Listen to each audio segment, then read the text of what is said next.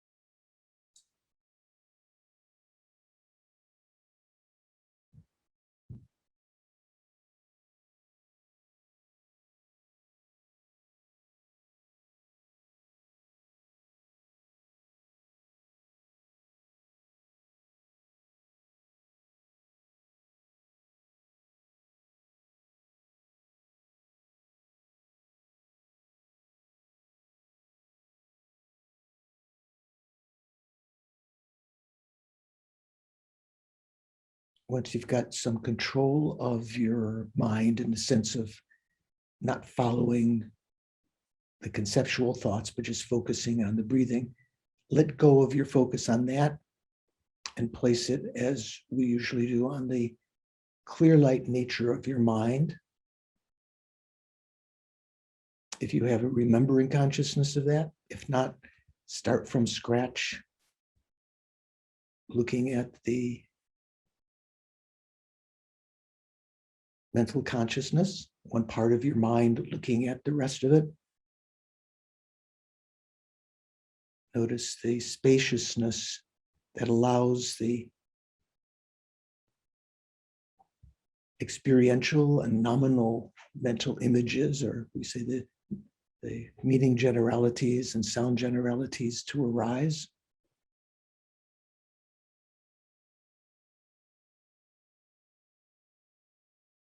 focus on that nature of the mind as being unobstructing.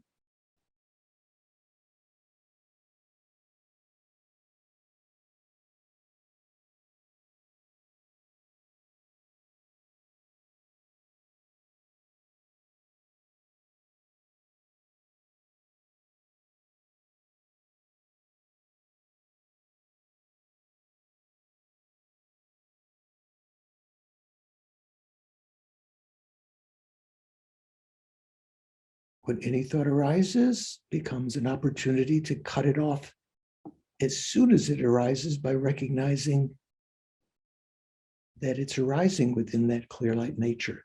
That the fact that it can arise implies that it has that non-obstructing nature.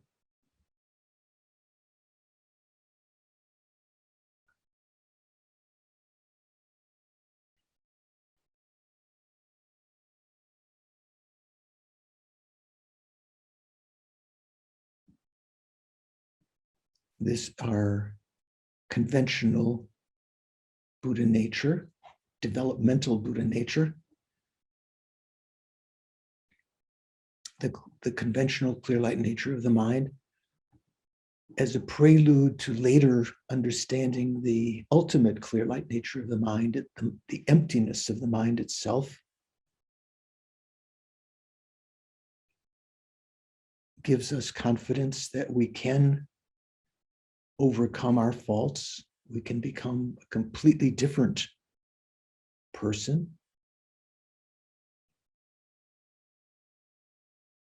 In a positive sense. Of course, we could become a completely different person if we followed wrong ideas.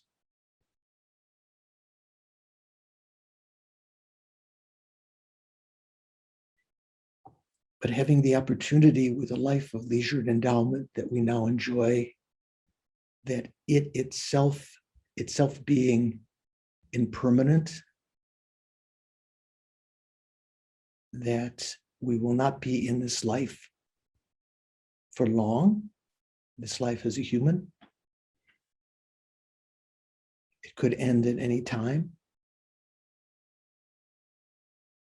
I think to make the most positive use of it, as the Buddha explained, the great aim or meaning of this life is that we can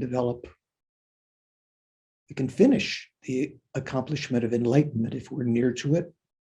We can achieve liberation, higher aims. But realistically speaking, we can at least leave imprints in our mind of the realizations of the path, renunciation, bodhicitta, the right view of emptiness, that will, in future lives, endow us with a sort of innate wisdom. When we encounter those subjects, we'll be able to, because of the imprints we're leaving now, meditating on them, thinking, contemplating, will enable us to actualize them more rapidly. And for that purpose, to know the nature of our mind, sort of I'd like to call it the laboratory within which we do these great transformations. We need to understand the mind,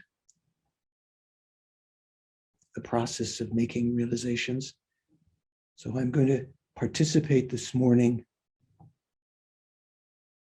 in order to achieve enlightenment eventually for the welfare of other sentient beings, through listening to the discourse on Lorik, especially the ways of knowing.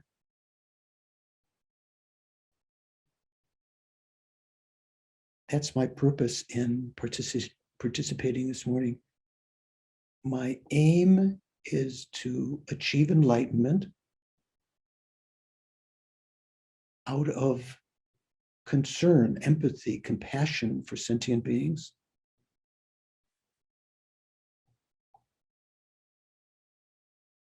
And that's the reason I'm engaging in this particular study, listening to the teaching, contemplating the meaning, holding it in mind when some new understanding arises, meditating on it. I'm going to participate in order to achieve enlightenment for the sake of all living beings.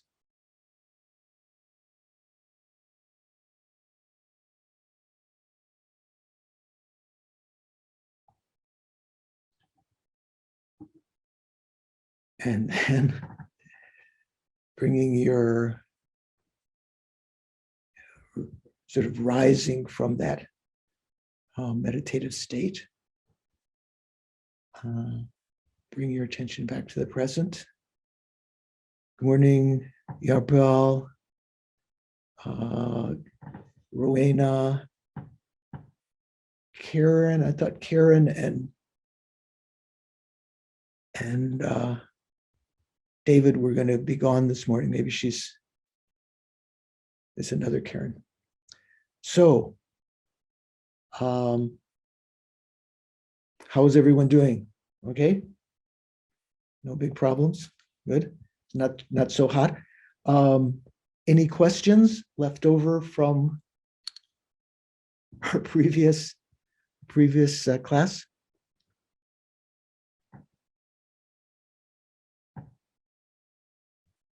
What happened? Oh, Christine's there. I thought Christine had disappeared. She always has questions. Rowena, do you have a question? Not clearly thought out. Okay. I'm in review stage like this. Okay. Realizing that I have different views than the last time I studied this. Okay. Yeah, better. It's like putting on the extra coat of paint, filling in some of the gaps, making it more clear. Rowena, can you put your camera so we see more of your face? There we go. There we go. That's nice. Yeah, well, I can come up with one more question. Okay. Yeah. Is the consciousness that I'm in most of the time, where I'm, perceiving of truly existent people and phenomena, is that wrong consciousness or conventional consciousness? Well, first of all, you're not perceiving truly existent people, because truly existent people don't exist. I mean, I'm perceiving them as truly existent when they're not. See, right. Yeah. See, but I'm even that confused. Right. So that's an important distinction to make. There are no inherently or truly existent people. Right. But we perceive them, we grasp them as such, and that is a wrong consciousness. Wrong consciousness, okay. That is a wrong consciousness. So we're going to talk about these three kinds of non-realizing consciousnesses today: wrong consciousness, doubt, and correct belief or presumption, whatever you want to call it. Successively more useful. Wrong consciousness is not useful at all. Doubt, even though you haven't reached a conclusion, can be useful if it's neutral or leaning in the right direction. We'll talk about that. And correct belief, even though it hasn't technically realized the object. Some people say that it has realized the object if it's factually concordant, correct belief or presumption, but at least it can lead you into a correct understanding. So definitely when our mind grasps to inherent existence, that's what's called wrong consciousness. Sometimes in the past they translated as perverted consciousness, but that almost sounds like, nowadays with all of the sexual, predators and everything like that, it's almost the word perverted sounds like has something to do with that. So what is it? What is Bob or Shankar or some of the others who've studied or Stephen, what are some other ways that's translated? Wrong consciousness, perverted consciousness. Yarpo, what have you heard? Distorted. Distorted. Distorted. That's a good one. Yeah. Okay. So, Stephen, did you have a question also? No. Okay.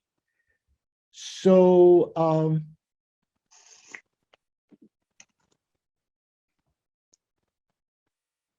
does anyone remember exact what page we were on, what we finished last time? Bob? I have Yeah, it. Go ahead. Yeah, I have you on page 32. You were just Okay. starting. You just starting. You began the section on subsequent cognizers, and then weren't you going to directly perceiving subsequent cognizers? Okay. So subsequent cognizers on page 32.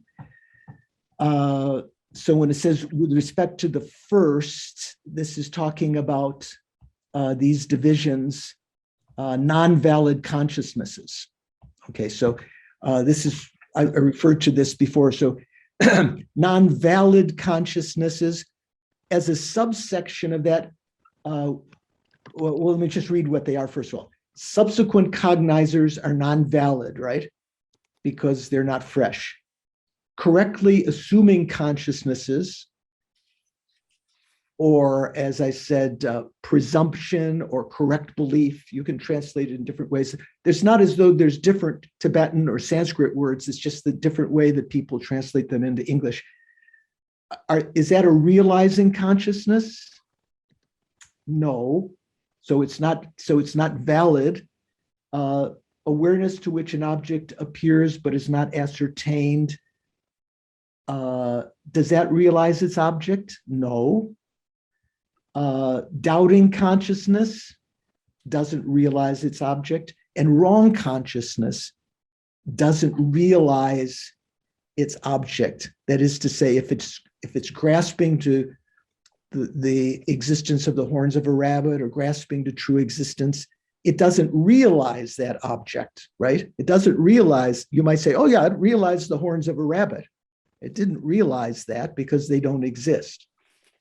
So of those non-valid consciousnesses, how many realize their object? Do any of them realize their object?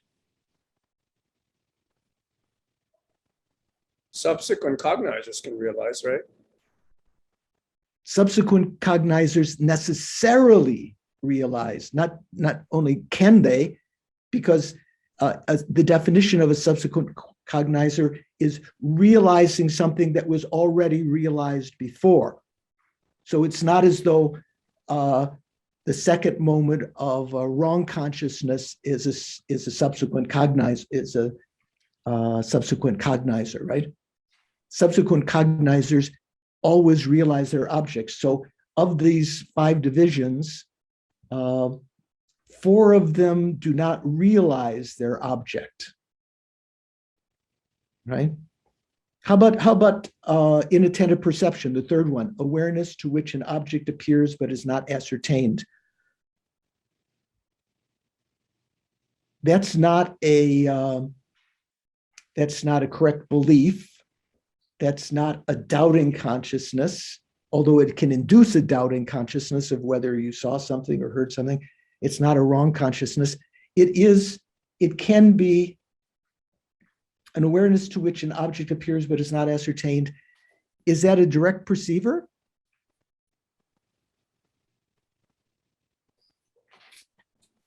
Yes, isn't it?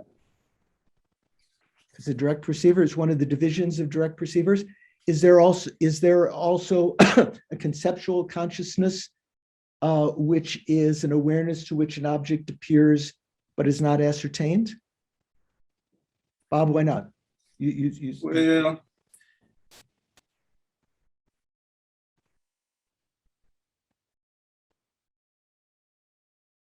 what do you think? So, Yarpo, you're smiling. You're thinking these other scholars, they're going to the detail, right? Bob, you muted yourself somehow. Yeah, I mean, it's not a, I think it's not a conceptual consciousness. An awareness to which an object appears, but is not ascertained? Yeah. Why not? Christine? Well, maybe it could be. I mean, maybe you could Well, think Christine's about, got an idea. Well, let her speak first. Christine, what do you There's think? two. There's a conceptual consciousness which apprehends the object of engagement, and then there's the self-knower, which is the direct perceiver, which is not a conceptual consciousness. Is that correct? Right. They're of one substantial. They're one But substantial. I'm just asking, can a conceptual consciousness be an awareness to which an object appears but is not ascertained? Well, yeah. Say for instance, you're thinking about something, like you're trying to pay attention to your breathing with your mental consciousness. So that's the conceptual consciousness. You're trying to keep it in mind, right? And some other thought arises, like your electric bill, or whether the fan is making too much noise or something like that. And you're placing all of your attention on the conceptual, on the watching of the breathing.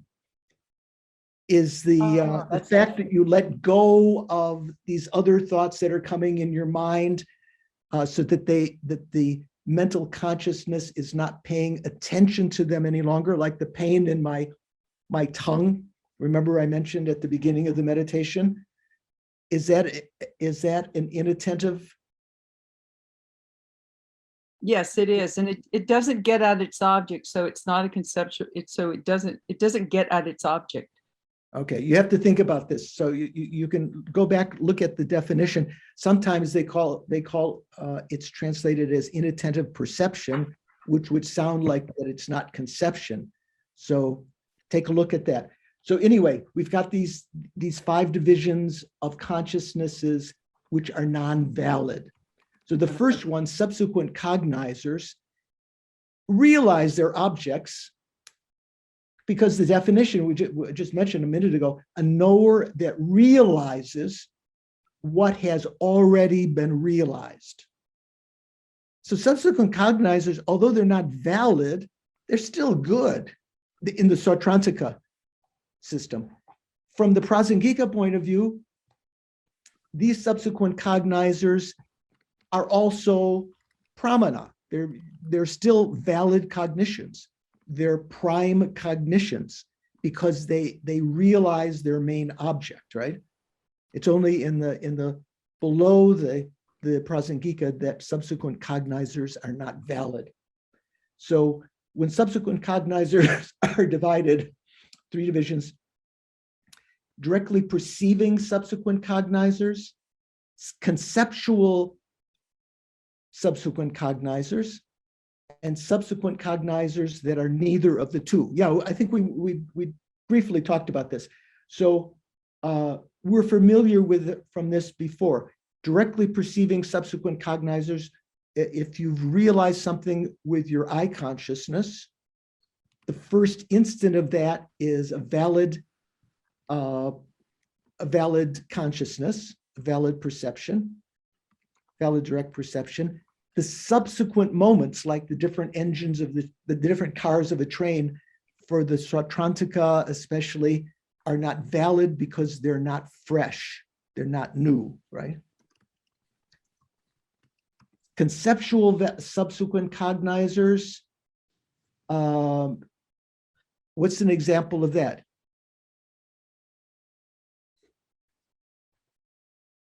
Shankar.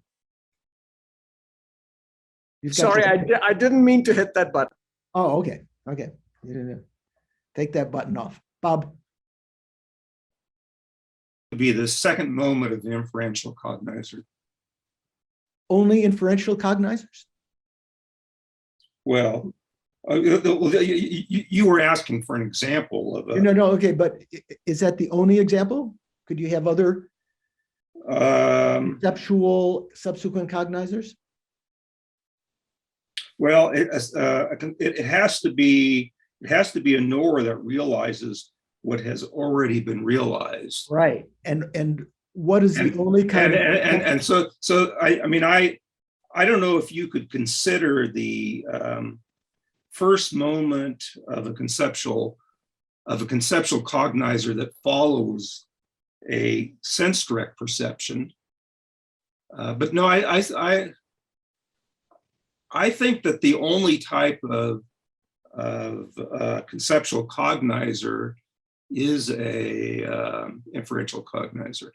the only kind of subsequent conceptual cognizer. Yeah. Yeah. So conceptual mind, for a conceptual mind to realize an object, according to Sautrantika, it has to have realized it through a logical reasoning, through a logical sign. It has to be an inferential cognizer. So can you say this? So technically speaking, can you say the second moment of a conception of an inferential cognizer? Nadine, can you say this? The second moment of an inferential cognizer is a subsequent, a conceptual subsequent cognizer? Yes. I have a question. Can you hear me? I can hear you. Yeah. Is every inferential cognizer is conceptual consciousness, but is also every conceptual consciousness an inferential cognizer? No. We have many conceptual consciousnesses. We think about, whether it's going to rain. That's not an inferential cognizer. We think about. Yeah. Now I see. We think about myself. We have many kinds of conceptual consciousnesses. Yes. Only the very fine ones that have realized a hidden object by means of a reasoning are called inferential cognizers. So, but my question was this: is the second moment of an inferential cognizer a conceptual subsequent cognizer? Yes. That's it's conceptual because it's inferential. Yeah, but is there a second moment of an inferential cognizer? Why not? Yes. I don't know. Why not? Everyone's agreeing. Doris, were you thinking something else? An inferential cognizer only is only the first moment when it has relied on the sign. The next moment is not called an inferential cognizer. It is called a conceptual subsequent cognizer. It's not precisely, you say, you're nitpicking, George. It's not precisely or technically an inferential cognizer any longer, because an inferential cognizer has realized its object by means of a logical sign, and the second moment is not relying on that sign any longer. Okay, so technically speaking, it's no longer an inferential cognizer. It's the moment after an inferential cognizer. Does it make sense?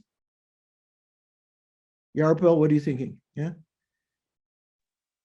I'm wondering, so this the subsequent cognizer then, that is the mind we're using when we're analytically meditating. Well, no, say for instance, you've done analytical meditation on death, the certainty of death. You've used some logical reasonings and you've come to a conclusion. You could say that's an inferential cognizer. You've realized that death is definite, okay? That first moment is an inferential cognizer. It has realized its object by means of an inference. The moment after that is still knowing the same object, is still certain about that. It has realized that death is definite, or say, if you talk about realization of emptiness, the first moment of the inferential cognizer realizes that by means of, emptiness of inherent existence by means of a logical reason, the moment after that no longer is an inferential cognizer. It's still conceptual, it's still realizing its object, it's a subsequent cognizer, because as we pointed out a couple of times, subsequent cognizer is a knower that realizes that which has already been realized, realizes what has already been realized. So what realized it was the inferential cognizer. The subsequent cognizer is realizing that again. Bob. So then by referring to our meditation as a subsequent cognizer, then by repeating that over and over again, then it becomes a direct valid cognizer, like we have a direct perception of emptiness rather than an inferential realization of emptiness. Yeah, well, it takes long time. It's not just like the next instant or something like that. It might be No, it's just repeated. The subsequent thing repeated over and over. Say a bodhisattva who has an inferential cognition of emptiness. Where would that take place? That would take place before the path of seeing. The path of seeing is where you have a direct realization of emptiness. So that on the path of preparation, before that, when you have a union of tranquil abiding and penetrative insight, shamatha and vipassana, that is centered on emptiness, and that has become an inferential cognition, because you can still be analyzed, you can still have a union of tranquil abiding and penetrative insight on emptiness, which is still a correct belief. It's not yet a realization. When you've realized it through inference, that first instant is an inferential cognition, and the subsequent moments in that same period of time are subsequent cognitions. But then over time, your memory of that or your certainty of that may degenerate. Say you wait an hour or even a couple of minutes later, and it's no longer clear. You have to again do analytical meditation, use the reasonings, reaffirm that. That would again be an inferential cognizer. You can have that again and again if the memory of that goes down. Make sense? Yes. Shankar, make sense? Yes. Okay, just checking. So, yeah, Bob, you have a question, observation. Yeah, I mean, I don't actually think that that's true, because in my experience, developing an inferential cognizer is actually a process, because you have to look at all of these different steps, put it all together, and finally you come to a conclusion. Right. But for me, I mean, when I actually think about how I operate, that coming to a conclusion can last several moments. I mean, I can be sort of a reviewing. And so for me, and in fact, I wonder if the Prasangika wouldn't also say that, that an inferential cognizer can last several moments. I mean, is it for the Prasangika, are they also going to say that an inferential cognizer only lasts for one moment, and then after that, you're just remembering your conclusion? Well, one moment here doesn't mean the one moment of, so when we talk about moments, there are different kinds of moments. The shortest moment is something that they call, I can't remember the Tibetan name, it is equivalent to 1/65th of the time of a finger snap. Did you hear that? Was that, I can't snap my fingers very well. Who has a good finger snap? Anyone have? I can't whistle either. Some people, you can do all these things. 1/65th of a finger snap. Probably there's some, scientific, how many milliseconds that is or something, but that is said to be the shortest instant of time that say that we ourselves cannot generally perceive. Arya beings can perceive things that last that long. So for them, in meditation, they can notice momentary changes of the mind. So in the Theravada tradition, when people do so-called shamatha courses or vipassana courses, they talk about, trying to recognize the change of the mind over the shortest instants. Most people are oblivious of that. So if you talk about slightly longer moments, yeah, the first moment, not the shortest instant of time, would be an inferential cognizer. Not the shortest instant, but something that is still relying on that reasoning. But then in the subsequent moments to that, you're no longer relying on the reasoning any longer. You're just sort of coasting along. Okay, Shanka, did you put your hand up again by error? So no, this time it wasn't meant to. So my question question and comment is twofold. One is that I remember Geshe Gelong, when I took this course last time, he mentioned that a moment is 1/360th of something. And I can't remember if that's a second, or I don't think it was a finger snap, but do you know what that, he said 1/360th of blank. I don't know where that, it might be maybe a 65th of a finger snap is a 360th of a second. All right. No, So anyway, but that's generally in the old, in the Sanskrit and the Tibetan text, they usually talk about this shortest instant as being a 65th of the time of a finger snap. Okay. The Theravadins, actually, for them, it's closer to a billionth of a second. They have a much shorter moment time.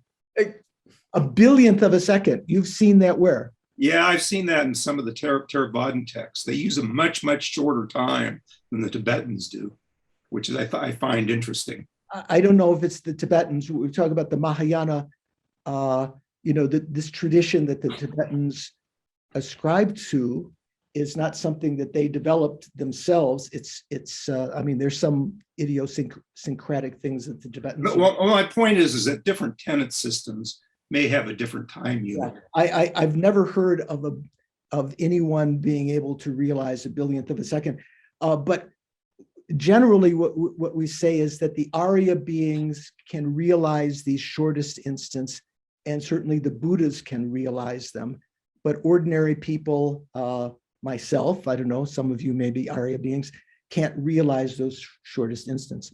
But I actually had a real question. Oh, you did? Okay. Yeah, sorry.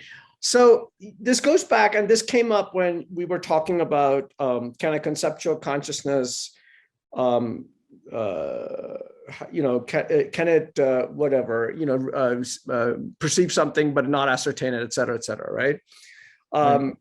So that's when I was thinking about it, because Geshe Gelong also said that a consciousness can only hold one thing at any one moment. It cannot do two things at the same moment, right? It cannot hold two objects at the same moment, right? Whether you say 1/360th or 1/65th, whatever it is, right? Is that correct? Number one, I'm sure what he said was correct. Is my recollection correct? So we can hold with our mental consciousnesses several things at the same time, not fully. Say, for instance, you can be watching something on TV and smell the popcorn, taste the Coca-Cola you're drinking. You can have these different consciousnesses. Say the sense consciousnesses perceiving, and the mental consciousness can. They're different views, whether you go from one to the other, or whether they can be present at the same time, but just to varying degrees of concentration. Right.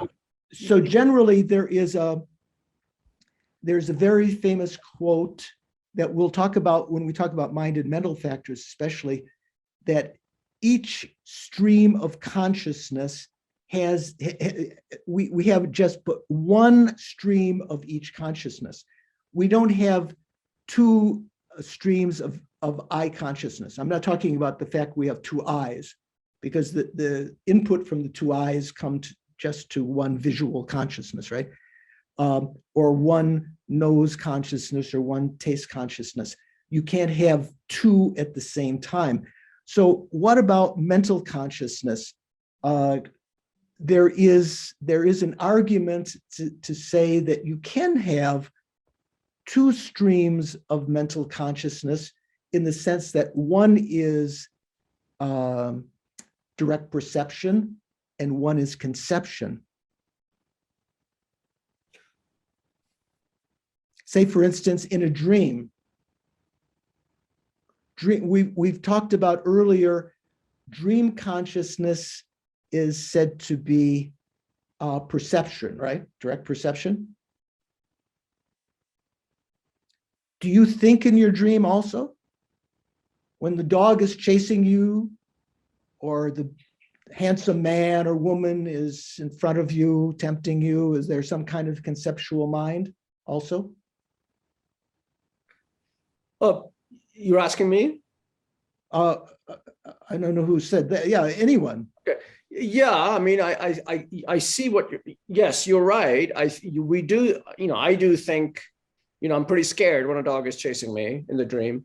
And I'm thinking of running away, etc. So yes, you're right. But the question, I guess what my recollection of what Geshe Gelong said was that it's kind of like, in old computer terminology, time sharing, right? You have one stream. At any moment, you're scared and you're thinking, oh my God, I need to run. But the next moment, you're back into the dream, so it's kind of like time slicing. That's my recollection of how the consciousness works. This example may be a little bit different. When you talk about whether the mind can attend to different objects at the same time, they're different views. Whether the mind is holding generally to one thing and just peripherally conscious of something else, so that it's not inattentive. You're aware of it, but it is not something that you're focusing on. You can kind of move your focus from one facet to another. So that's something to investigate. Generally, the mind and its mental factors generally have the same object and the same, several other factors. We'll talk about that when we talk about the mind and mental factors. But that's a peripheral subject right now. Stephen, you have one other point? Yeah, just a quick question. So would a self-knower watching a conceptual consciousness qualify as one of those two streams, or we have a simultaneous stream of direct and conceptual consciousness? A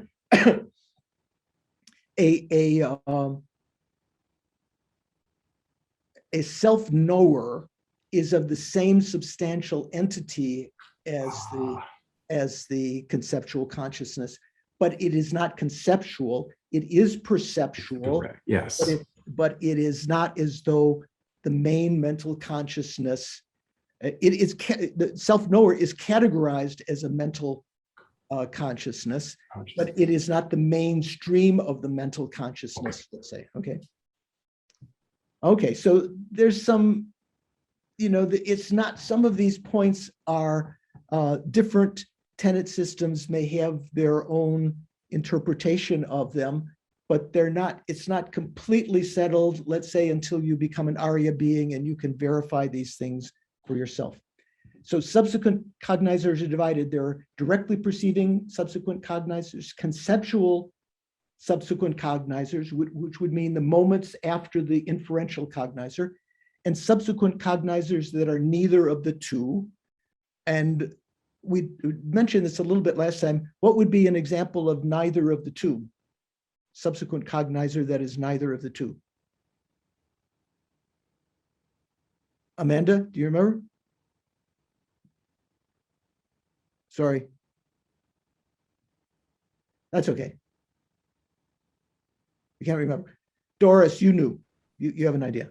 Well, it's just the general, just saying subsequent cognizer instead of specifying with mental, sense, yogic, or self-knowing. So it's Right. like a broad category, Right, right. I think. So yes. So that's the case in many of these kind of things. When you can't specify that a subsequent cognizer is necessarily a direct perceiving subsequent cognizer or a conceptual cognizer. You just say subsequent cognizer. Bob? Yeah, to me, that's actually like cheating because a subsequent cognizer is not an awareness, it's just a category name.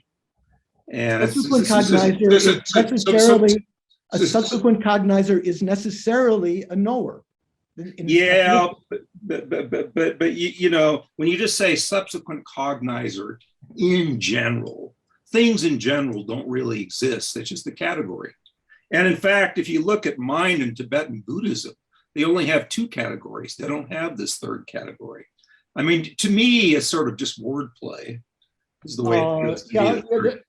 There's a lot of things like that in studying about pramana, about this subject. But here there is reason for saying that, because if you don't specify what kind of subsequent cognizer, you just say subsequent cognizer, you can't say that it is one or the other. So there is that third category. But I agree with you. There's a lot of kind of wordplay like this. Amanda? But in reality, it has to be one or the other, right? Because it's like the general thing it's really just a name to something. It doesn't really, it's like you're not specifying. You're saying that a subsequent cognizer doesn't exist. No, what I'm saying is. Well, just address this. Do subsequent cognizers exist? In general, no, absolutely not. Subsequent cognizers do not exist. No, okay. A directly perceiving subsequent cognizer exists, or a conceptual cognizer, but in general, it's just a category. It's just a name. So it's not a specific don't thing. Exist. Categories exist. Exist. Categories exist, but the category is different than what it contains. It's like I can use the word cattle. And the word cattle, the word exists, and it applies as a category. But the real things that really exist are the actual individual cows. Can you see out your window right now? Yes. Can you see trees? Yes, I can see. Trees don't exist. Well, according to you. No, individual trees exist. Trees have to be the particulars of the trees, according to you, right? Well, I'm saying that trees so you don't exist. see trees. Okay, let's leave it at this. Why don't you think about this a little bit? Yeah. There are reasons to say, it's not as though Perpechoke was completely wrong. Yeah. Okay, so anyway, we've got these, you could say 2 or 3 categories of something. So I have a question, Venerable. Yeah. So I didn't understand. So what are subsequent cognizers that are neither of these two? Just if you talk about subsequent cognizers, if you just say subsequent cognizer, a subsequent cognizer doesn't specify whether it's a direct or conceptual subsequent cognizer. If you just say subsequent cognizer, but subsequent cognizers in general exist. Category that includes both of those. Okay. Right. No, I understand, but I'm trying to figure out what is an example of a subsequent cognizer that's not a directly whatever, number 1 and number 2.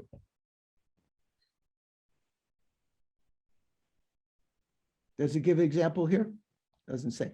So this is one of the things that's left here. So the example is just subsequent cognizer. Just that. Okay, let me think about this. I don't want to belabor it. I have to think. Okay. Thank you. Okay, so among the first division, directly perceiving subsequent cognizers, with respect to the first, there are those that are sense, mental, self-knowing, yogic, direct perceivers that are subsequent, and directly perceiving subsequent cognizers that are none of the four. So again, if you just say directly perceiving subsequent cognizers, it can be any of those four, and that's here posited as another division. Okay, Bob doesn't like that, but we'll continue. Illustrations. The second moment of a sense direct perceiver apprehending blue. The second moment of a clairvoyance, knowing another's mind. So that would be a subsequent mental direct perceiver. The third, the second moment of a self-knowing direct perceiver, apprehending an eye consciousness, that's a subsequent cognizer. The fourth, an example, the second moment of an uninterrupted path of seeing. Do you know what that is? What an uninterrupted path of seeing is? Some of you are nodding. Rowena's not sure. Rowena? It's a version of, it's emptiness. As far as I'm concerned, path of seeing, you see things in terms of as empty. So when we talk about uninterrupted paths and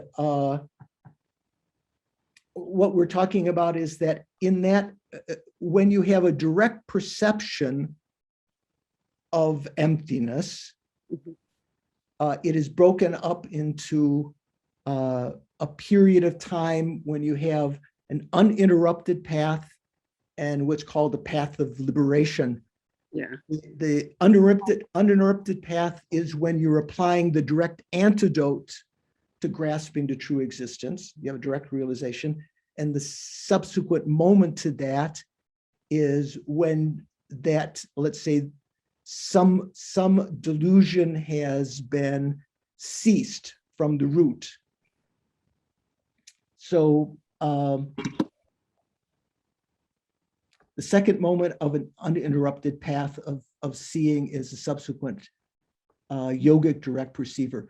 The fifth is the second moment of a direct perceiver. So again, Bob will feel uncomfortable with this. The second moment of a direct perceiver, is that any one of the previous four? No, it's just general, okay?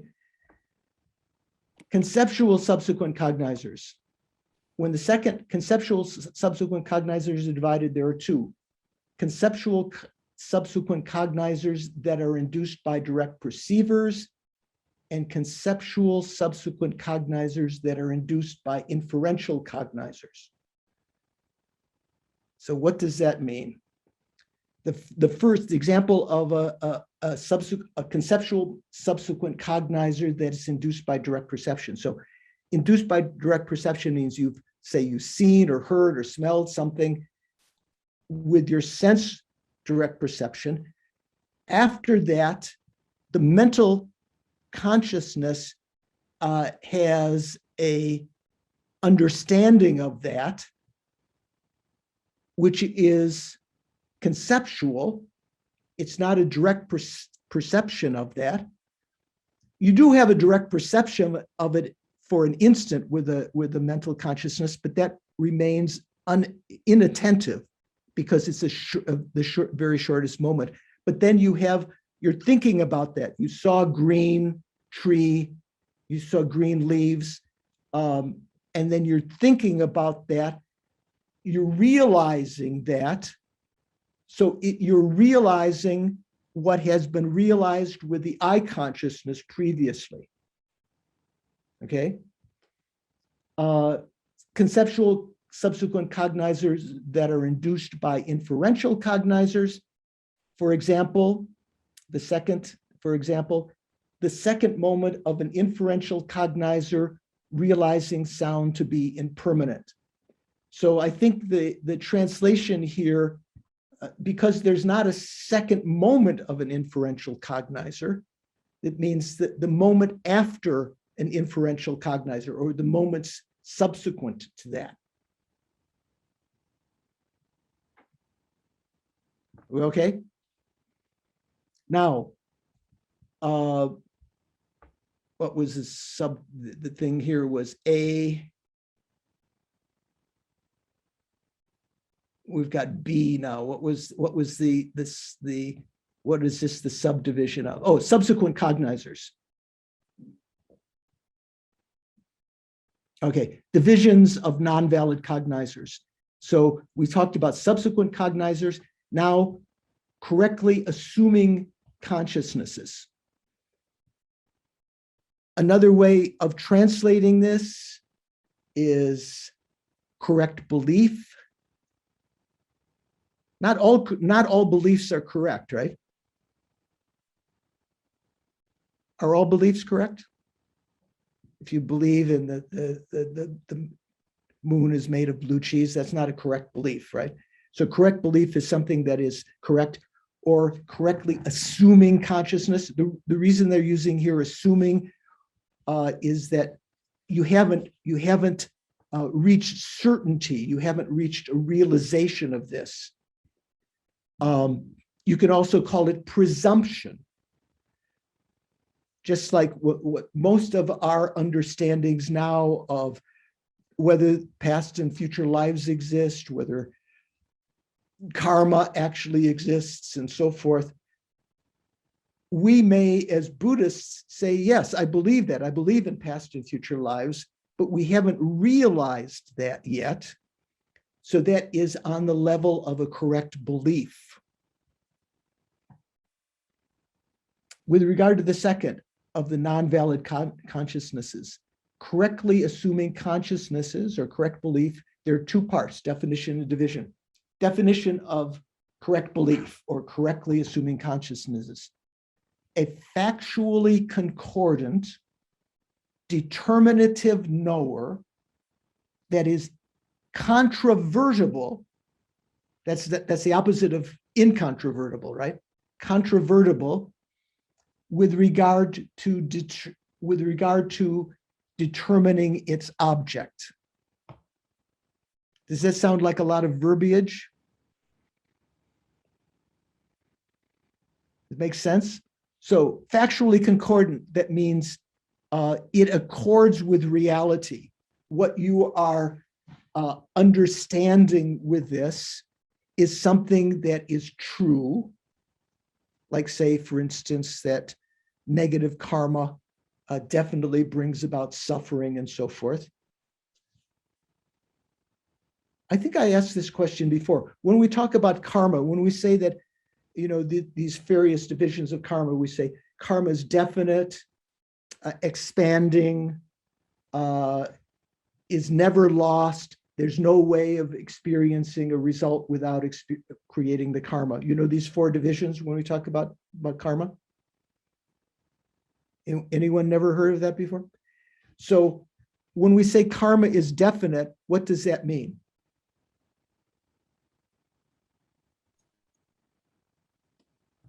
Stephen. It means it never changes its polarity. So that's a nice way of putting it. Negative, it stays negative. If it's positive, it stays positive. Right.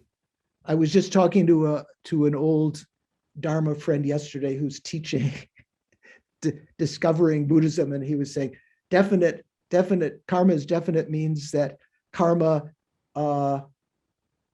will remain until, you know, it's never destroyed, that it's definite. If you create a karma, it will definitely ripen, which is obviously not the case. Karma is definite means something different. Here, factually concordant means what you're understanding with your correct belief does accord with reality. It's a determinative knower. That means it's a conceptual mind, right? So we could say a correct conceptual mind that is controvertible with regard to determining its object. So that means it hasn't gotten to the object in an incontrovertible way. It hasn't eliminated all possible doubts. It hasn't realized its object.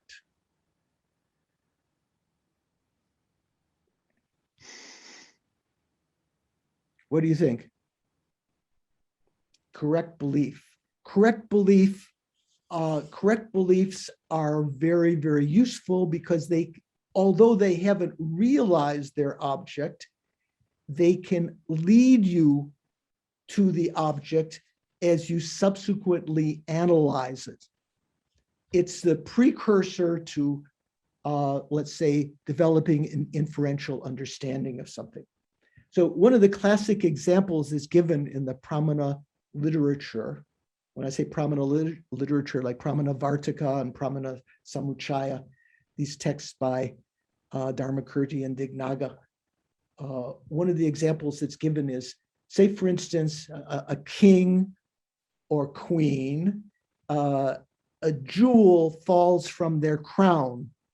You know, they've got a jewel, you know, diamonds and emeralds and everything on the floor, and you can't see it. So someone brings in a lamp and they're looking around and they see the light reflected off of the jewel toward your eye. Are you seeing the jewel? Come on, Bob, you're the scientist here. You're skeptical of everything. Are you seeing the jewel? No, you're seeing the light. Yeah, no, you're just seeing the light that's reflected off the jewel. Right. So if someone says, there's the jewel, that would be example here of like a correct belief. But by following that light, it leads you to the jewel, right? Say the diamond that's sitting there on the floor that's reflecting the white light up. Oh, there's the jewel. So although that's not the actual jewel, it leads you to the jewel by following that. So correct belief has that kind of quality. A factually concordant determinative knower that is controvertible with regard to determining its object. So the fact that it's controvertible has some other kind of implications here also. Say, for instance, if you believe that hydroxychloroquine will cure COVID, or what's this new, this new deworming, I can't remember the name thing. What is it, Stephen? You got it. Ivermectin. Ivermectin. I can't even pronounce. So if you believe that, first of all, that's not a correct belief, right? Would you agree? Maybe some of you would say it's correct. I don't know. I don't want to enter into too much politics here, but say, for instance, let's use something else. Say, for instance, you've been told that by following the Dharma, the holy Dharma of the Buddha, you will reach happiness. You will reach liberation and so forth eventually. And then later, you have a correct belief in that for some time, but then someone later says, oh man, what are you wasting your time practicing Dharma, with inverted quotations, quote unquote. You could be making a living, man. You could be out there in the discotheque. You could be making lots of money, having happiness. And so because you only had a correct belief that the Dharma was worth pursuing, you can be later influenced by wrong ideas. If you've actually realized that the Dharma can bring about, the practicing the Dharma can bring about the cessation of suffering and so forth. If you've actually realized that, you won't be dissuaded by wrong ideas. But if you just have a correct belief, it's possible that your mind can be changed later. Make sense? So correct belief, although it's very valuable, it's not stable enough to hold up to wrong ideas that you might hear later. divisions of correctly assuming consciousnesses. Correctly assuming consciousnesses that have no reason, that do not have a reason. Correctly assuming consciousnesses that have a contradictory reason. Correctly assuming consciousnesses for which the reason is indefinite. Here it says, or lacks privation. Correctly assuming consciousnesses for which the reason is not established, and correctly assuming consciousnesses for which a reason exists but is not settled.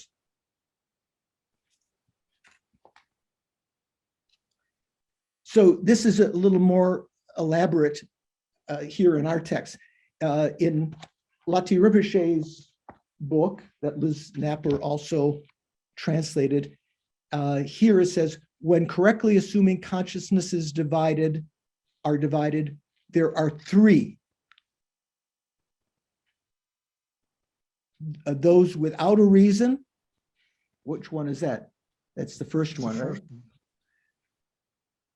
Without ascertaining the reason. 4. Here it says that that's not established. Without ascertaining the reason. I think that would be number 3, where they say indefinite, that's mangepa, that means not ascertaining, and depending on a facsimile of a reason. So that's sort of classic from Dignaga and Dharmakirti, maybe the shorter division, but these 5 are included in those. So let's go through those. A correct belief or correctly assuming consciousness that does not have a reason. For example, an awareness that apprehends sound to be impermanent. So it's believing sound is impermanent. Independence on the mere words, sound is impermanent. Like past and future lives exist. Dalai Lama said, or Buddha said, or Lama Zopa said, or someone said. Just believing that without a reason is correct belief, but it is not depending upon a reason. This is a suitable example because the words sound is impermanent express a thesis. Remember when we talk about a logical reasoning, the subject and the predicate together are called the thesis. Sound is the subject. The predicate is impermanent. They together form the thesis. That's what you're proposing. Bob? Yeah. Yeah. I mean, when I look at all these different categories, I think to me, what it looks like is going on is that the clear thing about a correctly assuming consciousness is that it's a conceptual mind. That's where it says that it's a determinative knower. Yeah. So all correctly assuming consciousnesses have conceptual minds. And the only type of conceptual mind that is incontrovertible is an inferential mind. Therefore, all of these 5 cases. Well, that's not true. Also, subsequent cognizers are incontrovertible. Oh, yeah. Okay. I was including that because it's sort of the same thing. But at any rate, to make a thing, to have a valid conceptual mind, you have to go through a reasoning process. So all of these 5 categories are ways that your reasoning process is screwed up, which prevents you from making your mind incontrovertible. Right. So it's screwed up or deficient in some way. So this deficiency is if you don't have a reason at all. So it's a definite kind of possibility. People just believe something because it's said. When we talk about, what do we talk about? I can't remember the name of this category. You shouldn't depend upon a teacher due to just their fame and so forth. You should, rather than depending on the teacher, you should depend on the words that are spoken. You shouldn't depend upon, you know what I'm talking about? What are those called? I've forgotten the name. Bob, you're saying Someone know? Reliance? Nadine? For reliances. Or reliances. Don't rely on the teacher, rely on the teachings. Don't rely on the mere words don't rely on the mere words themselves, rely upon the meaning of the words. Don't rely upon the interpretive meaning of the words, but rely on the definitive meaning of the words, and don't rely on a conceptual understanding of that, but rely on a direct perception of that. So we talk about the four reliances. So here, someone, an authority maybe has told you, someone you like or respect has told you that something is true, and you just rely on the words. That would be like this first one. So One. I have a question. Yes. So then the fact that I was born from my mother, is it correctly assuming this kind of without a reason, because somebody who was there tells me that I was born from my mother, correct? Or my name is Shanka for that matter. Well, you can ascertain that your name is Shanka, because that Shanka, you can be called anything. And the fact that you yourself or your wife or someone else calls you Shanka, that doesn't have to be a correctly assuming consciousness. That can be a realization. Oh, but my belief, that you were born from your mother, you weren't there. Actually you were there. If you had clairvoyance, I don't have any remembering consciousness of it, right? Right. You don't now. If you had clairvoyance, you could perhaps remember that. But yeah, right now that would be a correctly assuming consciousness. Without a reason. Because not without a reason. Yeah, without a reason, because somebody told me that's the case, right? Well, let's see. There might be a reason. Okay, it's not ascertained and so forth. So let's go on. So okay. The second, correctly assuming consciousness having a contradictory reason. Okay, so this is more nefarious. The first one might be not so bad. The second one, contradictory reason. For instance, an awareness that apprehends sound to be impermanent from the sign of being empty of being able to perform a function. Is that true? Sound is impermanent is true. The thesis is true because sound is empty of being able to perform a function. In other words, it is not able to perform a function. Yeah, it's not true. Is sound able to perform a function? It's an existent, right? So it's a functioning thing. Are all existence functional things?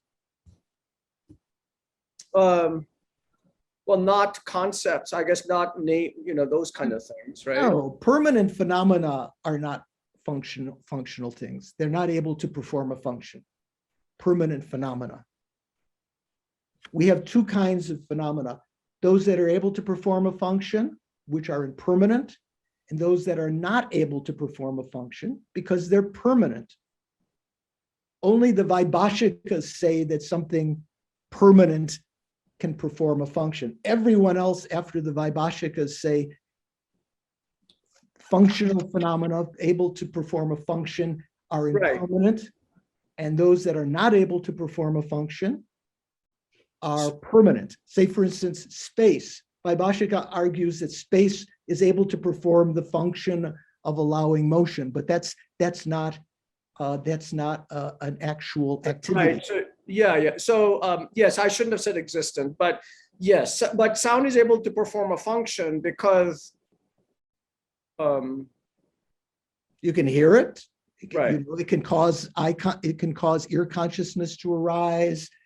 It can cause the birds to leave the branches when you ring the bell outside. Or I have this little electronic gadget for the the woodpecker that's been pecking at my wooden beams.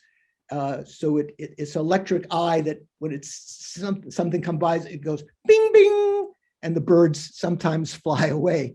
So that sound performs a function, right? So the fact that saying that sound is impermanent because it is empty of being able to perform a function, that's not a correct reason. This is a suitable example because empty of being able to perform a function is contradictory with impermanence. Right? Bob? I mean, it's funny because they're focusing on the contradictory part. So they're saying that the reason is contradictory with the conclusion. But since this is a correctly assuming consciousness, the conclusion has to be correct. It's a factually concordant conclusion. Therefore, if the reason is contradictory, the reason must be, yes, it is contradictory, but more than that, it has to be mistaken or wrong. What the conclusion that you've come to that sound is No, I'm saying that the reason is not only contradictory, but if a contradictory reason contradicts a correct, factually concordant conclusion, then not only is it contradictory, but in addition to being contradictory, it has to be wrong. It doesn't contradict your conclusion. Your conclusion is that sound is impermanent, but you've used wrong reasoning. And there are many kinds of examples like that in life when one tries, just look at the popular press today when they, and in Florida or something like that, why you shouldn't take, the COVID vaccine or something like that. Sometimes the reasons are contradictory, but and in fact, that wouldn't be a correct conclusion, a correct assumption by any means. Stephen. I think I kind of hear what Bob is saying. Could you maybe express it as the establishing conditions are wrong or mistaken, and therefore they're being used in a syllogism, but they really shouldn't be? Well, for instance, in debate, there are only a few kinds of answers that can be given. Say, there are two parties in a debate. There's the person who's, let's say, sitting on the ground. Is it like it's Sarah? There would be you're trying to hold some kind of position, and this is when you have debate in the courtyard. This is generally what happens. One person is sitting, the other people, maybe the whole rest of the class is debating against you, trying to find some error or force you into some logical inconsistency. Even if you're correct, they'll try to flummox you, in some way. So there are only a certain number of answers that you can give when being debated like that. That you're the person who's responding to the debate. You can say, takmadru, that means the sign is not established, what the person is throwing at you. You can say kappa majung. Kappa means pervasion. Majung means does not arise. The pervasion does not arise. There's no pervasion. Or you can say chichir, which means why. Those are the only answers that you can give generally. Okay, so here, if someone says sound is impermanent because it's empty of being able to perform a function, what would you reply? No pervasion. There's no pervasion? There's no pervasion. So there's no pervasion that if something is empty of being able to perform a function, that it is impermanent. You could also, couldn't you also say tagmadrup? The sign is not established. Is sound not able to perform a function? Stephen, we see your lips, but we don't hear you say. Well, it's a product. And so if we establish that it's a product, then you can't say that sound is empty of being able to perform a function, right? So yes, you could say either of those responses to that. So it's like a double whammy. There's some that there is a property of the subject but there's no pervasion. But this has both. This is devoid of both of those. Third, correctly assuming consciousness for which the reason is not ascertained is, for example, an awareness that apprehends sound to be impermanent from the sign of being an object of comprehension. Okay, sound is impermanent. Sound, subject, is impermanent, predicate, together the thesis, because sound is an object of comprehension. Is sound an object of comprehension? Yeah. Yeah. Is that a sufficient reason to say that sound is impermanent? No. Why not? There's no pervasion that if it's an object of comprehension, that it will be necessarily impermanent.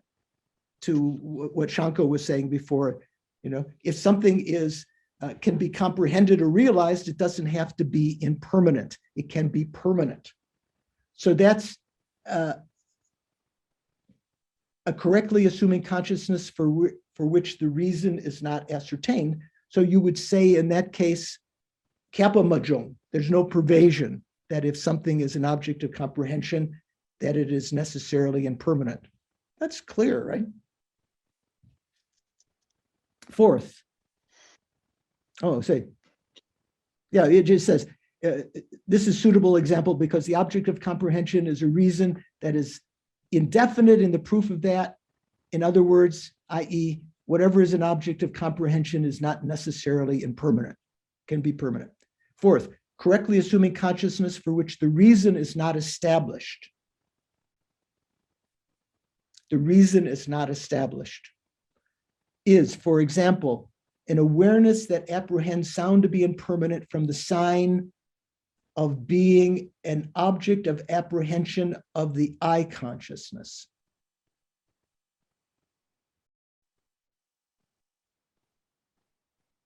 Sound is impermanent because it's an object of I consciousness. Is sound an object of I consciousness? Does anyone think it's an object of I consciousness? Okay. Not for an ordinary being, I guess. Not for an ordinary being. So some debate about that. We talked about this in the past.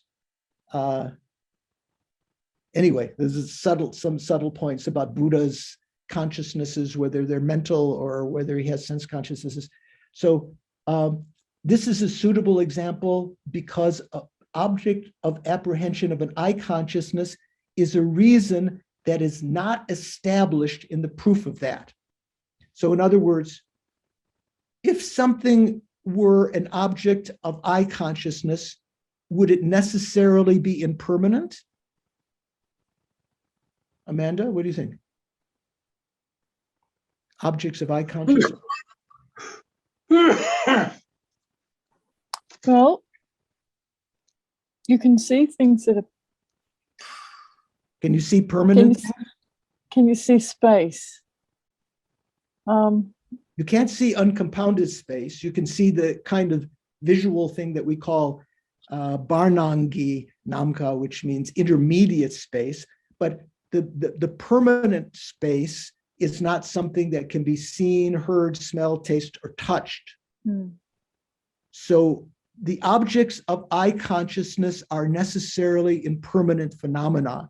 So you couldn't say there's no pervasion in response to that. Sound is impermanent because it's an object of I consciousness. You couldn't say sign is not, you couldn't say there's no pervasion because if something is an object of I consciousness, it is necessarily impermanent. But you could say Pagmadrup, the sign is not established. That means sound is not an object of I consciousness. Okay. Yarpel, what do you think? Yeah, Bob. Well, Yarpel first. He's demuted before Bob was. Oh, yeah. You're deferring to Bob. Okay. Yeah, I was just going to say, to me, this also sounds like the same as the second example, because the second example also wasn't established. It was it was listed as a contradictory reason, but the fact that sound is unable to perform a function is also unestablished.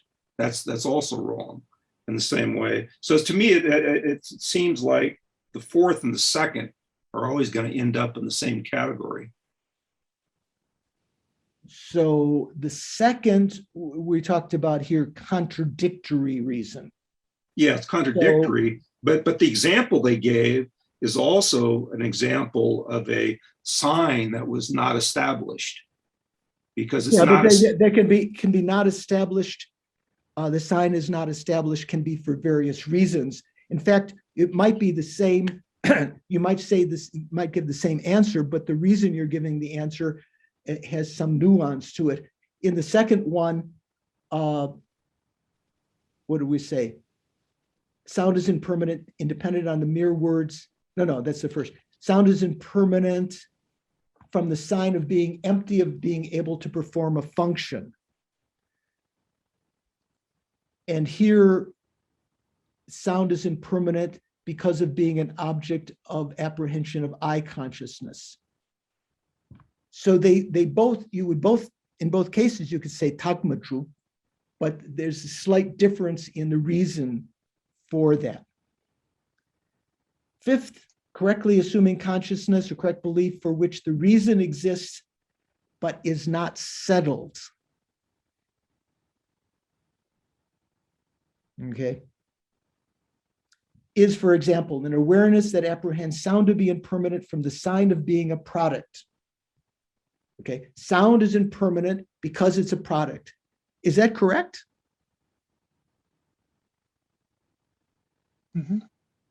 That's the perfect reason.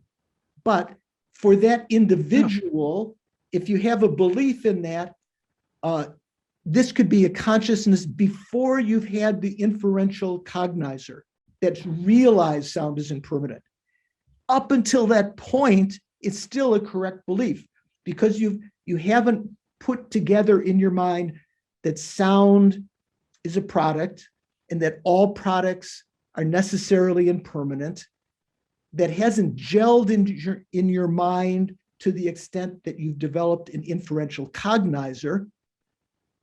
So amongst these 5 correct beliefs, that's the most close to an inferential cognizer.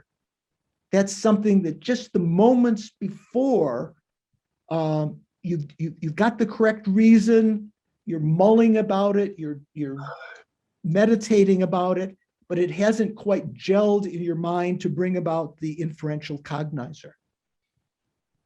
This is a suitable example because although product is a correct sign in the proof of sound is impermanent, that person has not settled it.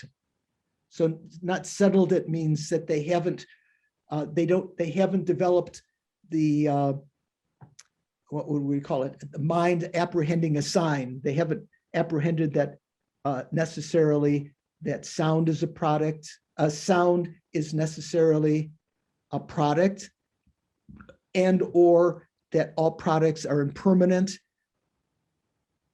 They haven't established that reason in their mind. Okay. So correct beliefs are good. They can lead you to the jewel, but they are not incontrovertible yet. They are not realizing consciousnesses. So next, awareness to which an object appears without being ascertained. This is another non-realizing consciousness, right? What was the way that they called it here? Non-valid consciousnesses. Okay. So objects, awareness to which an object appears but without being ascertained. Another way we call it, we say inattentive perception. So you're not paying sufficient attention to that. With respect to the third of these, the definition of something being an awareness to which an object appears without being ascertained is a knower that is a common locus of having a clear appearance of a specifically characterized phenomena that is its object of operation or its engaged object. Specifically characterized phenomena, what does that mean? Some of you who didn't do tenets, I don't think, Yarpo, you didn't do tenets, did you? What is a specifically characterized phenomena? Not general. I mean, it's specific. Yeah, It's not a generality. that's good. It's Yes, something that- using the words. Yeah, that's good. So in general, when we talk about the two categories, impermanent and permanent, all phenomena are either impermanent or permanent. From the earlier tenets, generally, one of the synonyms of impermanent is specifically characterized. It has its own specific characteristics. Permanent phenomena are called generally characterized phenomena because they don't have the, it's like a category, like Bob was arguing before, cow, or what was your other example, Bob, you were saying that, or yeah, the category that's neither of the two, you know, it's a generally characterized phenomena. So specifically characterized phenomena here is a synonym for saying impermanent. So it has a clear appearance of an impermanent phenomenon that is its engaged object. That's the object that it's getting at. That's one thing. So does direct perception have a clear appearance of a specifically characterized phenomena that is its object of operation? Yeah, direct perception does. But here it has a common locus of that, and also being unable to induce ascertainment with respect to the specifically characterized phenomena that is its object of operation. You might say that's being overly wordy, but there's, you know, some reasons in debate that you have to put all those words in. So that what that means is you're not able to develop a remembering consciousness of that. You're not able to induce ascertainment that you have seen, heard, smelled, tasted, or touched that. Bob? I mean, here they're using a new terminology that we haven't come across before. They talk about object of operation, which to me probably must be synonymous with object of engagement. But anyway, can you explain the technical meaning of object of operation? It's the same term. Earlier in the text, when it first came, I'm not sure if Liz had not proofread that. At the beginning of the text, it did use the word object of engagement or engaged object, and then immediately started using object of operation. In the Tibetan text, it just says jukyul. Juk means engage or operate. So it's the same term that we talked about when we talked about the engaged object. Here, it's calling it the object of operation. So good observation on your part. Okay. So, however, one should know the manner in which not to posit the definition of something's being an awareness to which an object appears without being ascertained. So this, you should know that you can't give the definition of an inattentive perception the following: that which is a common locus of having a clear appearance of the specifically characterized phenomena that is its object. So it's not saying it's engaged object or object of operation, just saying object, and being unable to induce ascertainment with respect to the specifically characterized phenomena that is its object. Oh, big fault. This is because a sense consciousness that sees a snow mountain as blue sees as blue the white color of the snow mountains. which is its object of operation, or its engaged object.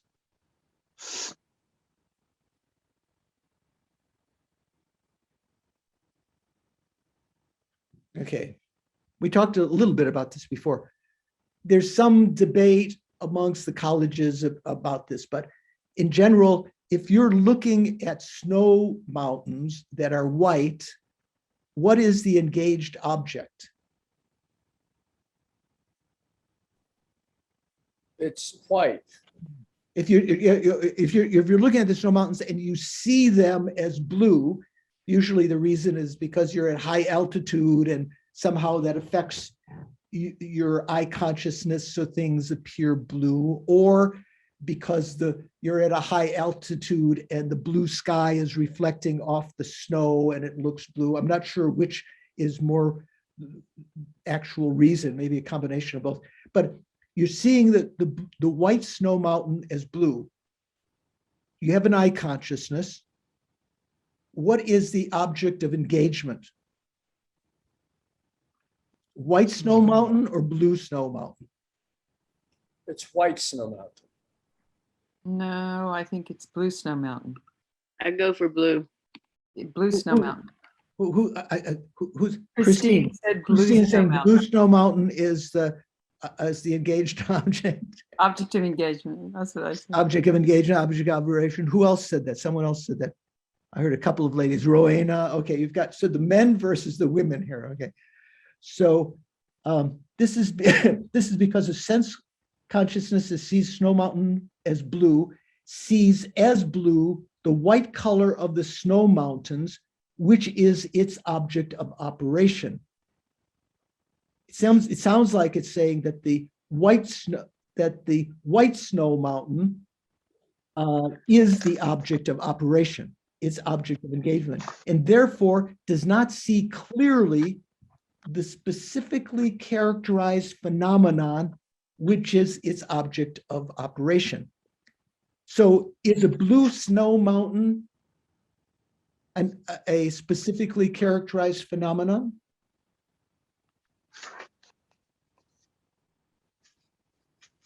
First of all, specifically characterized phenomena has to be impermanent, right? Also has to exist. Does a blue snow mountain exist?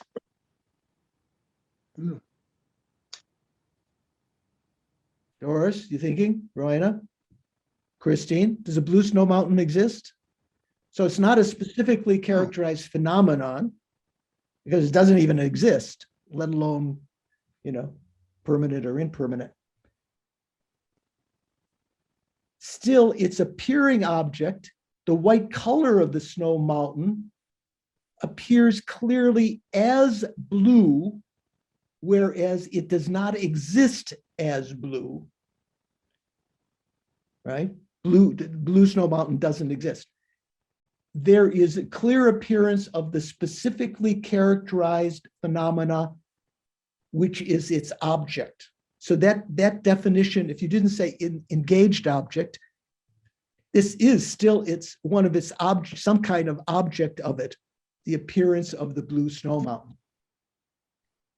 Also, it is unable to induce ascertainment with respect to that because it engages that object perversely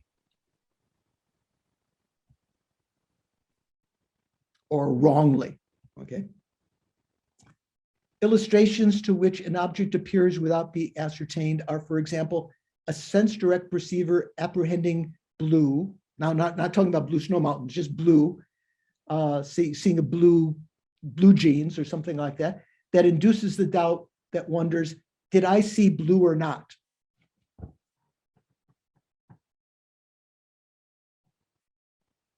Remember when we talked about like the famous thing in the crime movies, some accident, and they'd say the police ask the person who was there, did you see the license plate? And they, I can't remember, like sometimes something appears to you clearly, but you didn't pay sufficient attention to it to remember that you saw it. So it can be that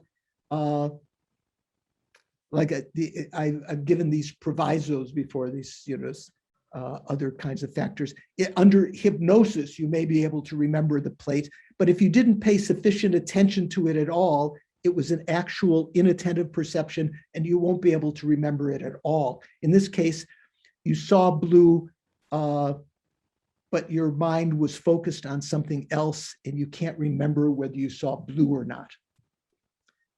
Another example, a mental direct perceiver in the continuum of an ordinary being, apprehending the 5 objects, form, and so forth. Who can explain that? Doris, can you explain that? Why is that an inattentive perception? Well, I don't think ordinary beings can see that. It's that 1/65th of a second when 1/65th of a finger snap. So 1/65th of a second finger snap when maybe that's close to one, yeah, but not a billionth, but maybe 3/60th or something of a second. you have to be an Arya being to see that or perceive that. Yeah, so it says here in ordinary beings, that means non-Arya beings. So once you're, let's always hear the example eye consciousness, so although it can be the others, you've seen something, and the mental consciousness has a short moment when it experiences what the eye consciousness has seen, but it is just one short instant, and it remains inattentive for us. We haven't been able to pay attention to it because it's just fleeting, just that very short instant. Stephen. So, but this text is talking from the Sotantrika perspective, and I thought that mental direct perception instantaneously after was only posited by Prasangika, but I could be confused here. So Yarpul is confused. He's completely upside down there. Mental direct perceivers. So when we talk about mental direct perceivers, we also talk about clairvoyance. Those are mental direct perceivers. Dream consciousness are mental direct perceivers. But for ordinary beings, there is a moment after a train of sense perception when the mental consciousness actually perceives what the eye consciousness or ear consciousness and so forth has perceived. There's one instant of that which is a mental direct perceiver, but it is one shortest instant and therefore doesn't leave an impression on your conscious. You can't remember that that your mental consciousness saw that, but that induces that mental perception induces a conceptual mind subsequent to that. When you say, oh, blue, you're thinking blue, but it's no longer actually perceiving blue, right? That's the way that the mental consciousness is able to think blue, because you had some kind of interface with that. So another example is for inattentive perception, self-knowers experiencing those mental direct perceivers. We had some other perverse kind of examples when we talked about self-knowers individually. We talked about the self-knower of a Samkhya, that realized bliss or something like that as a consciousness. Here, self-knowers experiencing those mental direct perceivers. So the mental direct perceiver apprehending blue, that just lasts that one short instant, also has as part of its substance a self-knower that's knowing that mental direct perceiver. Because the mental direct perceiver only lasts an instant, the self-knower of that mental direct perceiver only lasts a shortest instant. So it's also inattentive. Okay? Not too bad. So now, doubting consciousness. Okay, so again, this name can be translated different ways. Sometimes people say indecision, or I've seen indecisive wavering. Here we could just say doubt, okay? I have to go down to the next page. In our own system, our Rangluk, the definition of doubting consciousness is a knower that has qualms too pointedly by its own power. You know what a qualm is? Christine, you know what a qualm is? A doubt, Doubt. a question, Yeah. an uncertainty. Uncertainty is uncertain. Yeah, you could say is uncertain. Too pointedly. That means either this or that. It's not certain. It hasn't reached certainty. It has doubt whether it's one or the other by its own power. So the words here, by its own power, imply that this has to be the mental factor doubt. Now, why do I say that? There, among the minds and mental factors, there is one mental factor called doubt. Doubt is essentially this kind of mind that has qualms about something, but by its own power means that mental factor. Say, for instance, if that mental factor is present in the consciousness, the whole consciousness also is doubting, but not by its own power. The whole consciousness is too pointed about something, is indecisive about something because of the power of the doubt.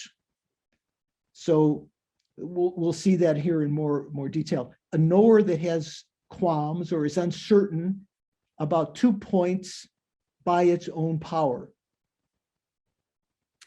A mind that possesses similarity with doubt and the feelings. So when we start talking about mind and mental factors,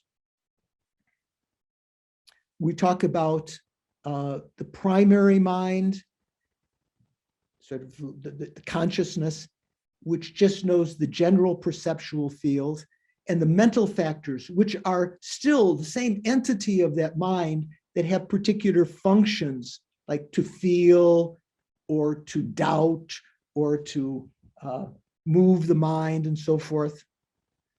It's said that the mind and its mental factors bear 5 similarities. They have the same object, they have the same referent, the same aspect, the same duration, and so forth. We'll talk about that when we talk about mind and mental factors.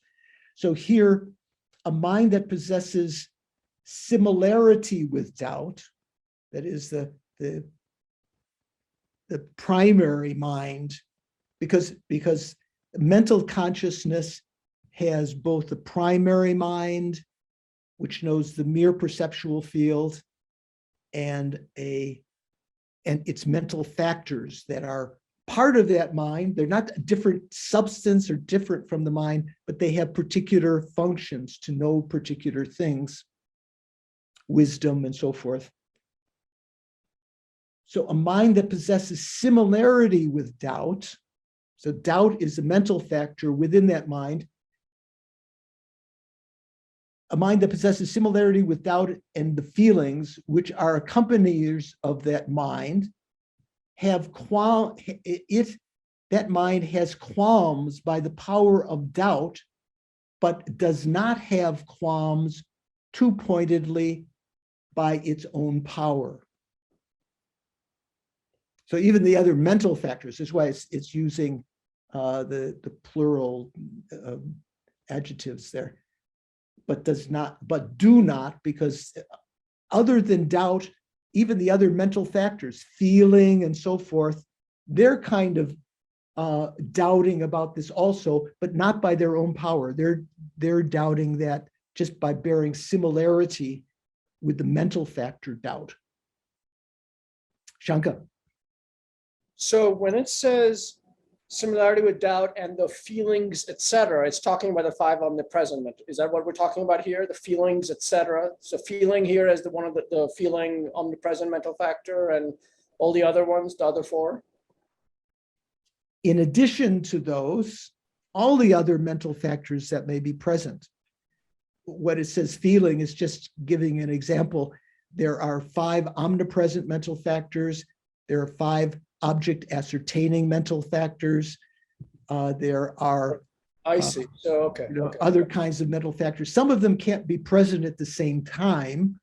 Say, for instance, love and hatred cannot be present at the same time. They're contradictory. But many of the mental factors, in addition to the omnipresent mental factors, can be present. So that's just a general thing. So other kinds of mental factors can be present, and they also, just by being part of that mind, which is influenced by the mental factor doubt, which is uncertain about one conclusion or another, they are also two-pointed about that.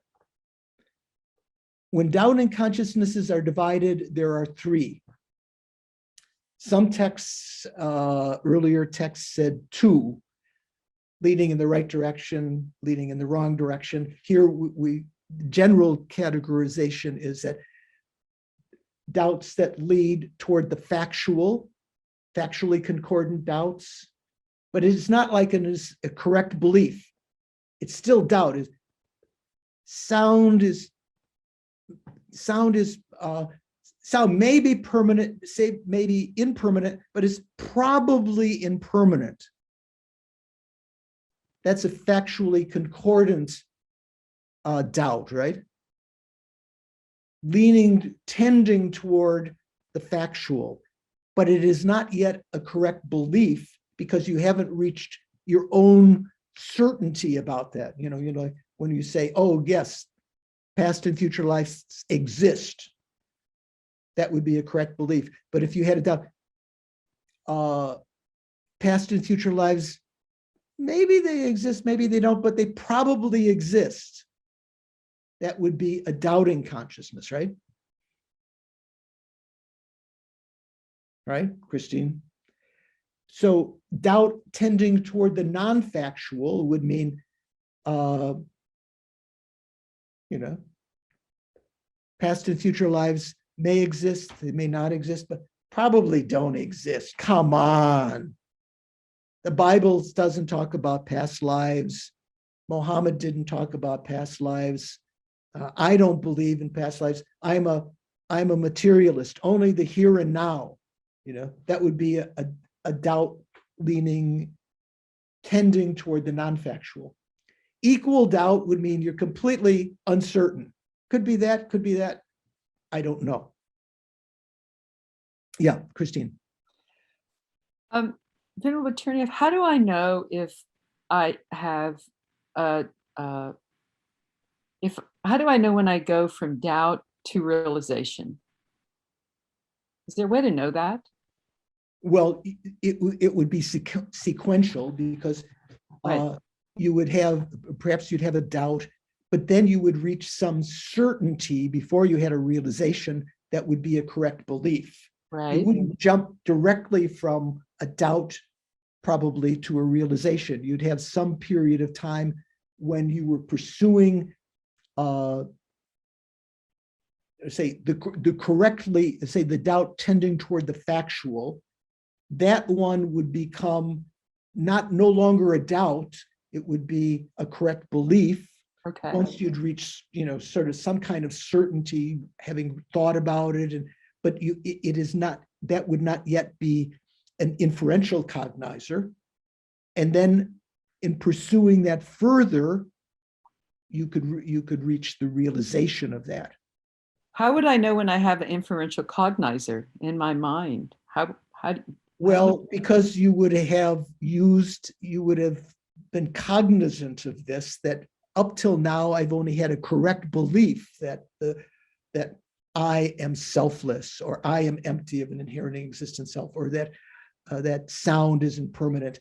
I've only, I believe that, but I don't have I haven't ascertained that through a reasoning, and you would seek out reasons to prove that.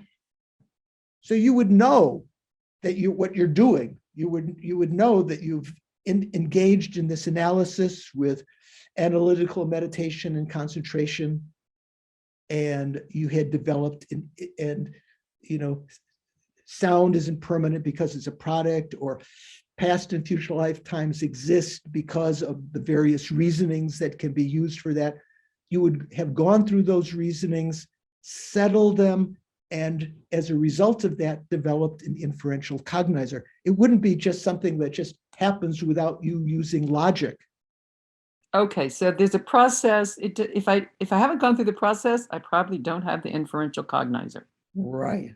So Okay. most of what we understand about Buddhism now, if it's correct, is just correct belief. Correct They belief. have some ideas that are not correct At best.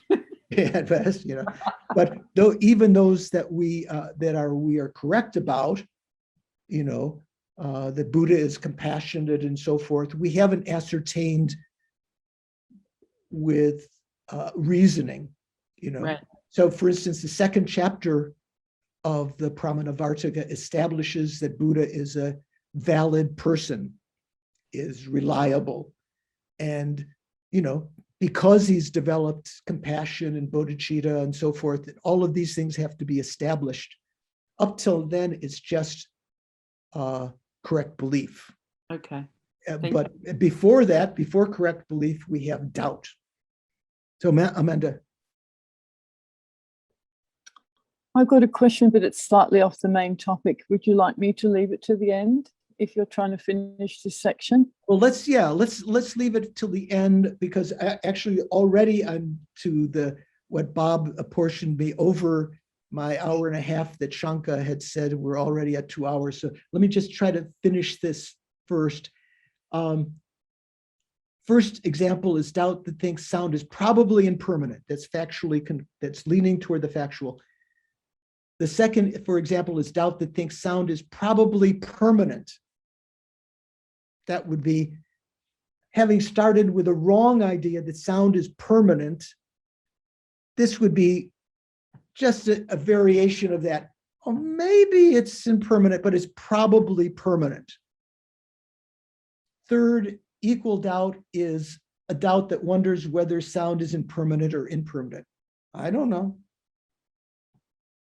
There's some emoji like this, isn't there, that you can do with your keyboard? I don't know. So doubt, sometimes people might think doubt is bad. Nagarjuna said that doubting consciousness has its virtues, because in trying to resolve that doubt, you can come to the right conclusion. So you shouldn't think that doubting consciousness is bad. Also, where did I see here? Okay, so also in Aryadeva's 400 stanzas, this just happens to be quoted here in Geshe Repton's book, but you can find it in Aryadeva's 400 stanzas. A very famous verse that says in the 400, even when one of little merit, not someone who's collected a lot of merit and study and so forth, even when one of little merit is merely undecided whether phenomena are empty of inherent existence or not, this doubt will undermine conditioned existence. I could say it in a little more colloquial way. Even if you don't have a lot of study and collection of merit, and you have a doubt whether phenomena inherently exist or not, it puts a crack into your continued existence in cyclic existence. The example I've given before is like in India, if you've ever traveled, maybe in other countries also, in these dirt roads in the mountains, big boulder has come down in the middle of the road, making any progress impossible. You know, the bus stops, everyone goes out, has a picnic, and you're waiting. So people come out with chisels and, you know, maybe dynamite or something.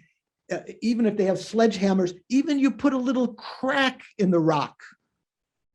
You haven't even moved it yet. Just putting a crack in the rock makes the possibility, undermines the obstacle that is there, because keeping, you know, putting the chisels in, making the crack bigger, you could split off one part, making it smaller and smaller. Like that, even a doubting consciousness, and here means a doubting consciousness leading in the right direction, that here he says undermines conditioned existence. You could say, you know, fractures our continuity in cyclic existence. So even doubt, even with a person with little merit, that has great value, because if they can, if that is pursued, or if that doubt leaves an imprint in the mind, even in future lives, you're more susceptible of following that, rather than the hedonistic idea that the only thing that exists is the here and now, and that, you know, these things really exist, and so forth.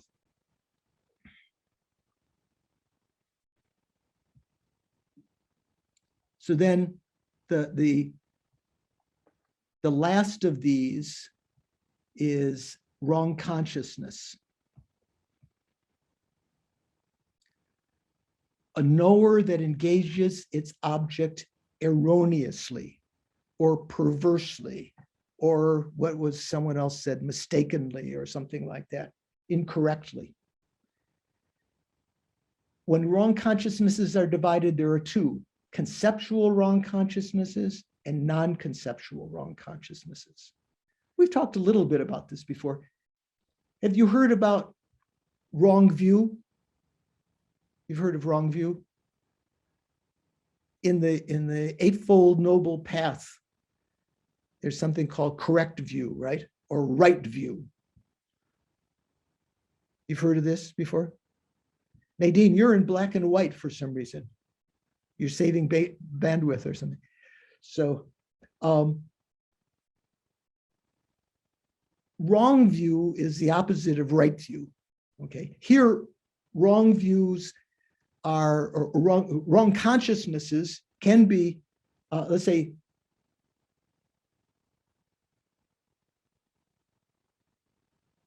wait a second.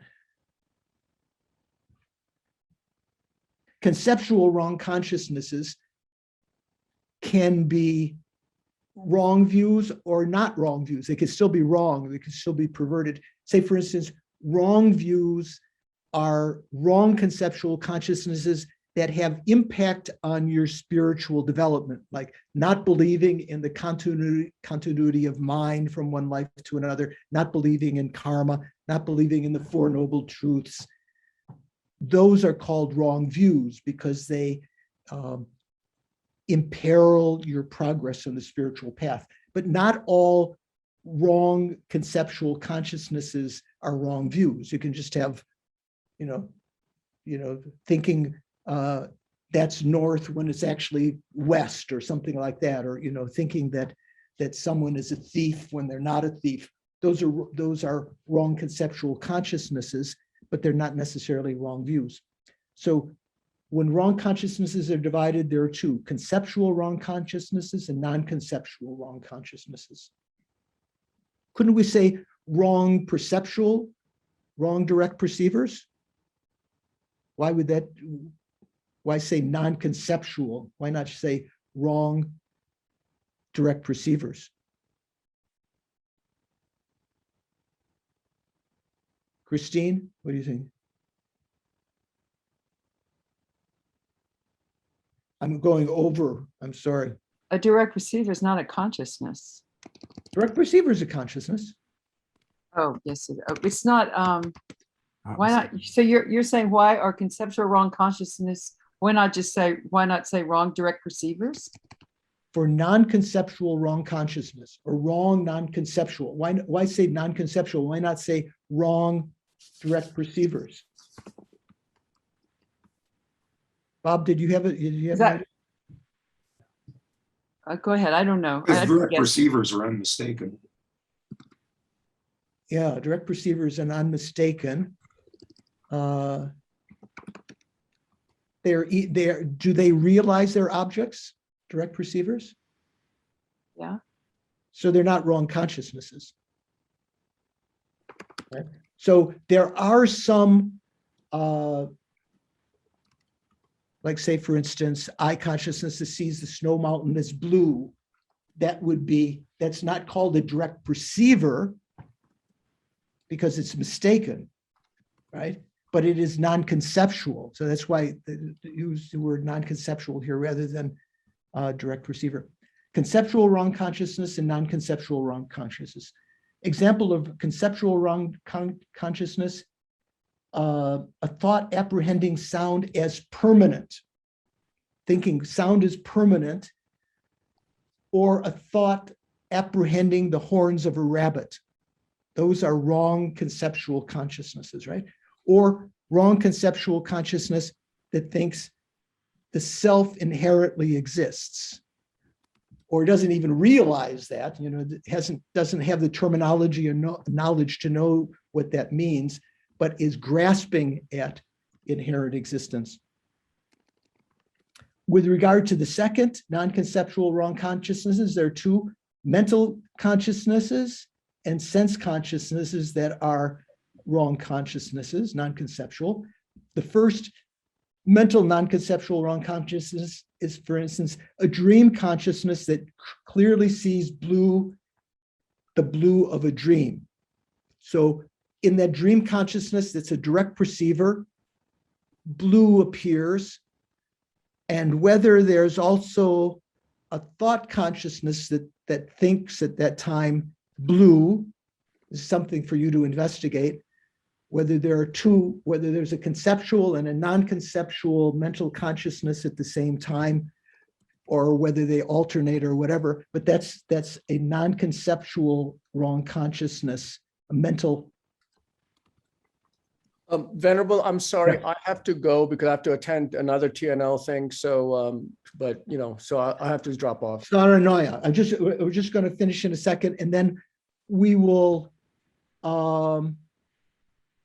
Maybe we'll stop here because I think we'll need one more session here just to review this a little and to finish this section, and then we'll take a short break, maybe a week, depending upon what Shanka hears back from Olga, whether there are meant to be two final exams, one for the low rig part and another for the mind and mental factors part. So after next week, there will either be a 1 week or longer break. If it will be longer if we take an exam for this part first and then take another exam. If there's going to be one exam, we'll just take a week break, but we'll have one more class next week. So let's end here. Shanka, you might have to go immediately, but we're going to spend just a moment in dedication. I'll dedicate myself. So Okay. Thank you. Yeah, dedicate yourself. I'm joking. Okay. So just with a calm state of mind, see if you can recall and focus on the clear light nature of your mind, conventional clear light nature. Letting other thoughts disappear. And recall that we have created some virtuous karma this morning through our motivation, through our concentration, our analysis, and so forth. Dedicate that merit toward our eventual goal of enlightenment for the sake of all sentient beings. Due to these merits, may I quickly become a Guru Buddha and lead each and every sentient being into that very same state.